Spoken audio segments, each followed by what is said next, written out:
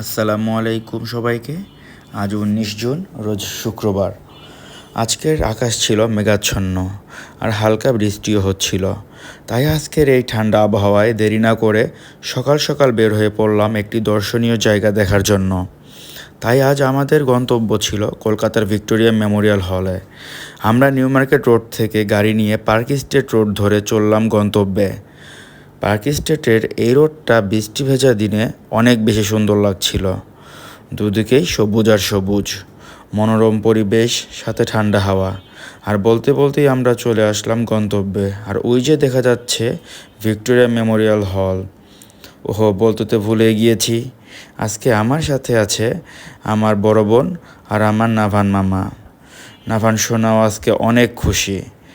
আমরা একটু পরেই টিকিট সংগ্রহ করলাম। টিকিটের দাম ছিল জনপ্রতি 50 রুপি করে। দেন টিকিট সংগ্রহ করে আমরা ভিতরে ঢুকে দেখতে পেলাম পাথর ভেজা পথ। জায়গাটি দেখতে খুবই সুন্দর লাগছিল, তাই প্রথমেই আমি চারপাশে একটু দেখে নিলাম। দেন আমরা হলের দিকে এগিয়ে যাচ্ছি।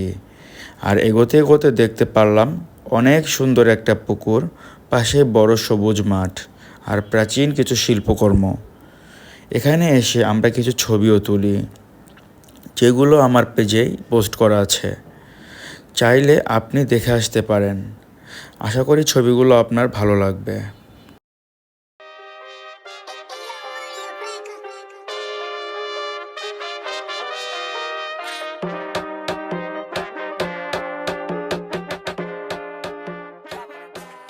তো ভিডিওটি বড় হওয়ার কারণে আমি একটু ফাস্ট করে দিয়েছি। এখন চলেন দেখে আসি ভিতরে কী কী রয়েছে।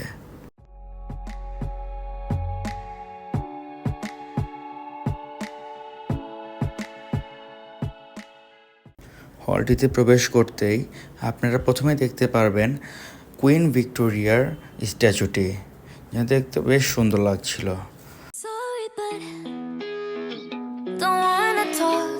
I need a moment before I go. It's nothing personal.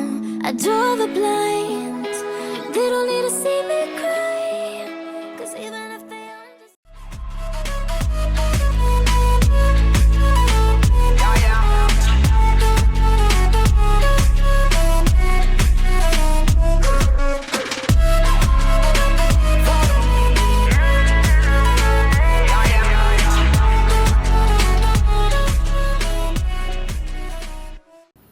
এখানে আপনারা দেখতে পাবেন ব্রিটিশদের ব্যবহৃত কিছু অস্ত্র।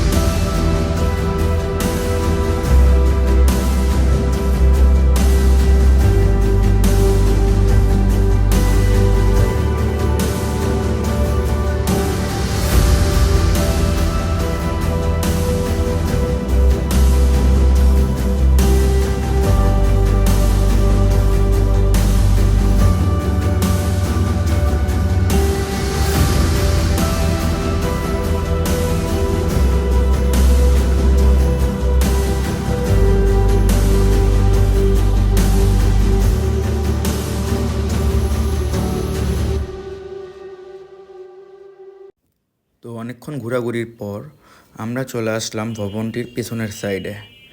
পিছনের সাইড থেকেও ভিউটা আসছিল অপরূপ সুন্দর, দেখে মন জুড়িয়ে যাচ্ছিল। হঠাৎ করে চোখে পড়ল টাটা বিল্ডিং, যেটি টাটা কোম্পানির আওতাভুক্ত। এরপরই চোখে পড়ল দুটো কাঠবিড়ালি, যারা হলটির পিছনে খেলাধুলা করছিল। এদের দেখেও মনটা আরও বেশি ভালো হয়ে গেল।